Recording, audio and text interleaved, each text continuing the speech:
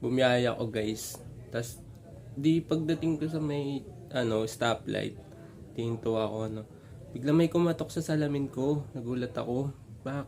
Di pinagbuksan ko ngayon.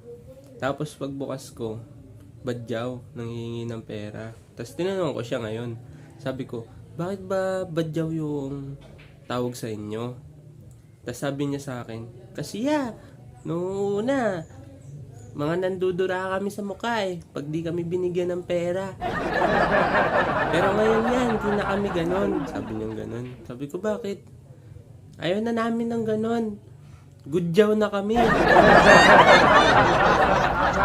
Ay, paano ka dyan, ay? Bulok ko. Ani ang pasabot nimo. Sa una, badyaw. Gojaw kay na maligya na. Dili na ngayo. Okay, mamalit ta.